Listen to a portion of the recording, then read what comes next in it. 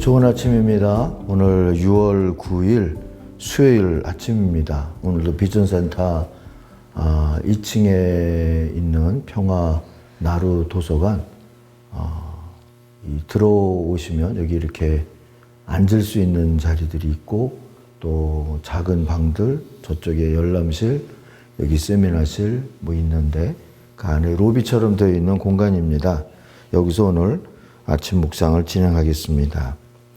디도서 1장 함께 읽겠습니다.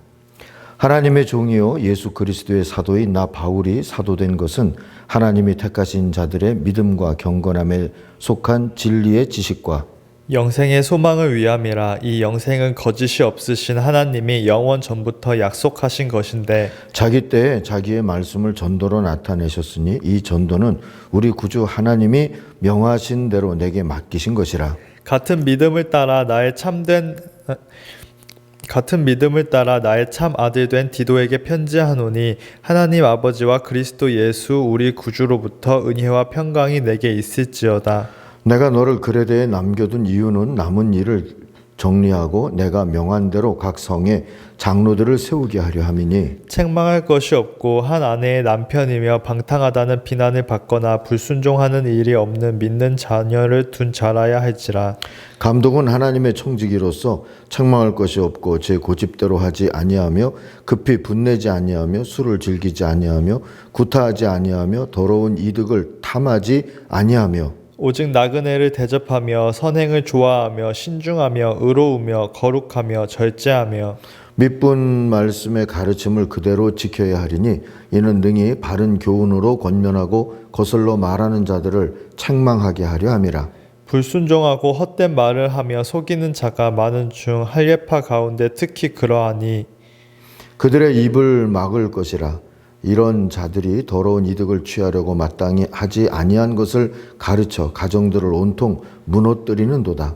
그레데인 중에 어떤 선지자가 말하되 그레데인들은 항상 거짓말쟁이며 악한 짐승이며 배만 위하는 게으른 뱅이라 하니 이 증언이 참되도다. 그러므로 내가 그들을 엄히 꾸짖으라. 이는 그들로 하여금 믿음을 온전하게 하고 유대인의 허탄한 이야기와 진리를 배반하는 사람들의 명령을 따르지 않게 하려 함이라. 깨끗한 자들에게는 모든 것이 깨끗하나 더럽고 믿지 아니하는 자들에게는 아무것도 깨끗한 것이 없고 오직 그들의 마음과 양심이 더러운지라.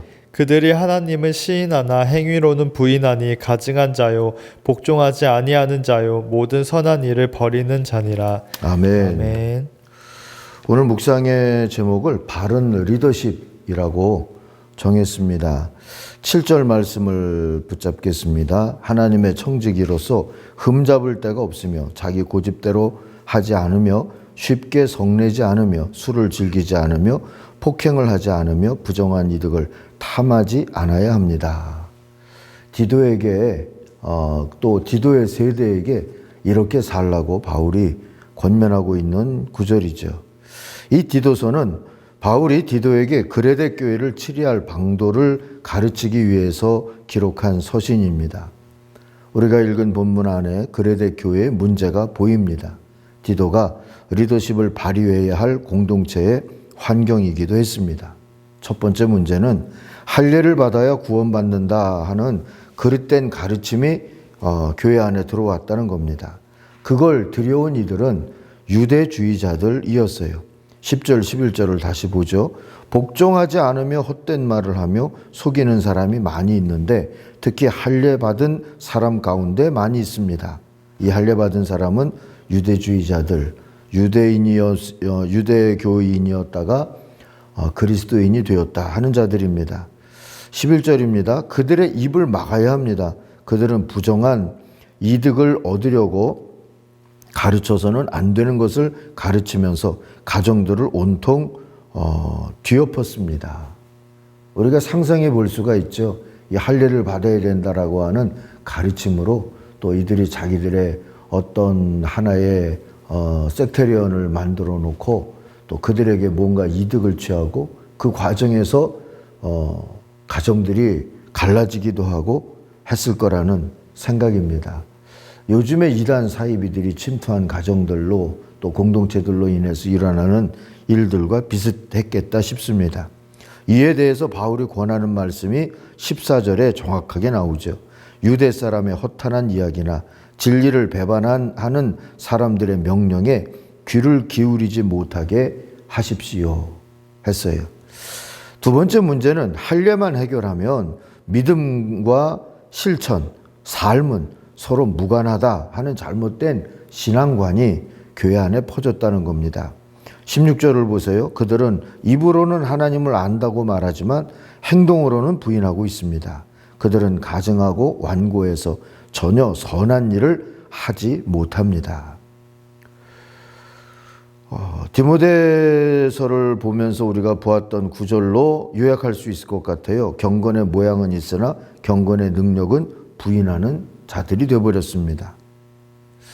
자, 세 번째, 그래서인지 그레데에 많은 남녀노소가 나태와 방종에 빠진 사람들이 많았다는 거죠. 12절을 보면 크레타 사람 가운데서 그들의 예언자라는 어떤 사람이 말하기를 크레타 사람은 예나 지금이나 거짓말쟁이요 악한 짐승이요 먹는 것밖에 모르는 게으름뱅이다 하였습니다. 했다는 이 바울이 지금 그레데의 시인 에피메니데스의 이 시구를 인용하고 있는 겁니다. 그러면서 13절 보니까 이 증언은 참말입니다. 그 시구가 참말입니다 하고 말하죠. 그래서 책망과 교육을 해야 한다고 권합니다. 그러므로 그들을 엄중히 책망해서 그들의 믿음을 건전하게 하십시오 하고 권하죠. 자, 이런 형편에서 교회들을 바르게 하기 위해서 디도 혼자서는 어렵다 싶으니까 바울은 리더십을 바로 세울 일을 함께 권면해 주고 있습니다. 바울이 디도를 그레데에 남긴 중요한 이유 가운데 하나죠. 5절에 나오죠. 내가 그대를 그레데에 남겨둔 것은 남은 일들을 정리하게 하고 내가 명령한 대로 성읍마다 장로들을 세우게 하려 함입니다 했어요. 바울은 바른 장로를 세워서 함께 목회 공동체를 건강하게 하라 하는 권면을 지금 주고 싶은 겁니다. 바른 장로를 세우는 기준도 그래서 제시해 주었어요. 이는 오늘의 목사 장로를 세우는 기준일 수도 있고 목회 공동체는 이런 기준을 바라다 보면서 우리가 나아가야 한다 하는 비전이 되기도 합니다. 6절부터 9절을 설명 없이 그냥 한번 세 번역으로 읽겠습니다. 장로는 흠잡을 데가 없어야 하며 한 아내의 남편이라야 하며 그 자녀가 신자라야 하며 방탕하다는 비난이나 순종하지 않는다는 비난을 받지 않아야 합니다.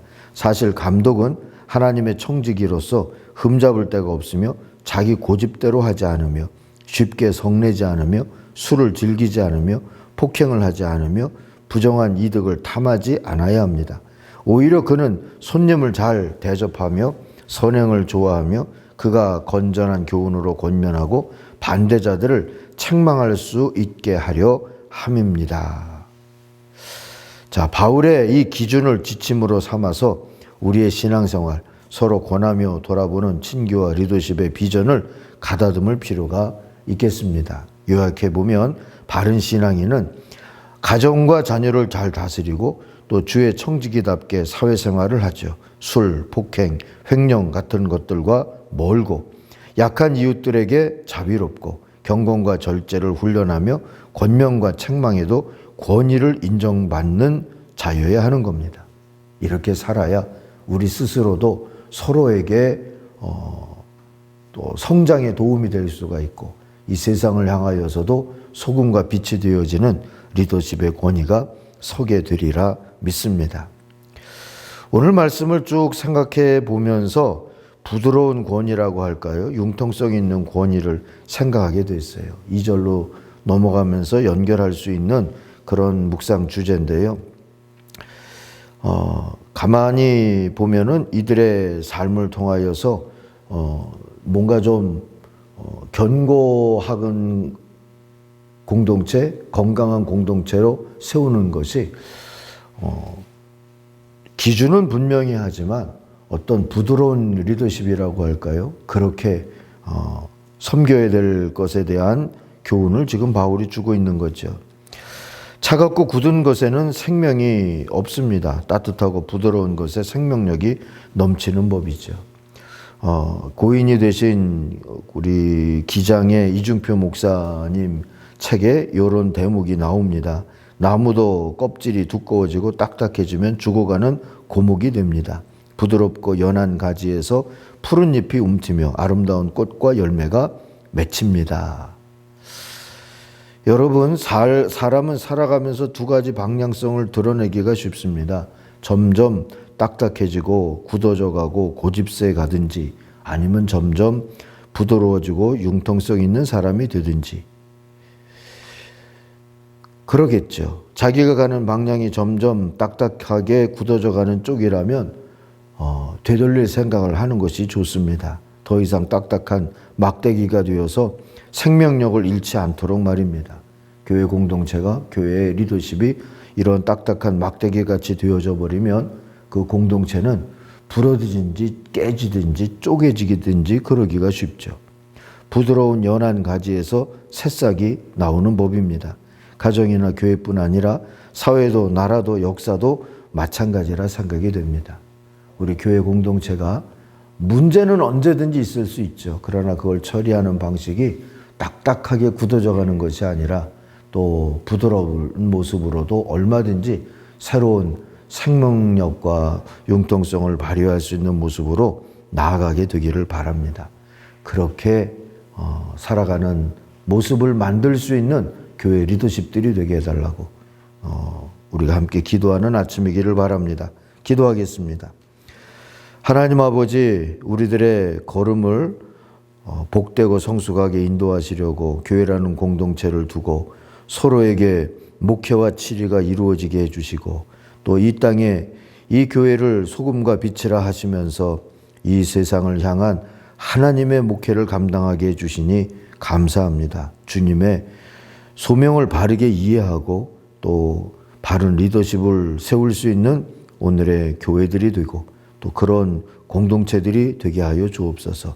특별히 여러 문제가 찾아올 때마다 교회 일꾼들이 기준은 분명히 하지만 또 부드러운 생명력을 발휘해서 치유의 역사를 만들어가고 개혁의 역사를 만들어가도록 축복하여 주옵소서.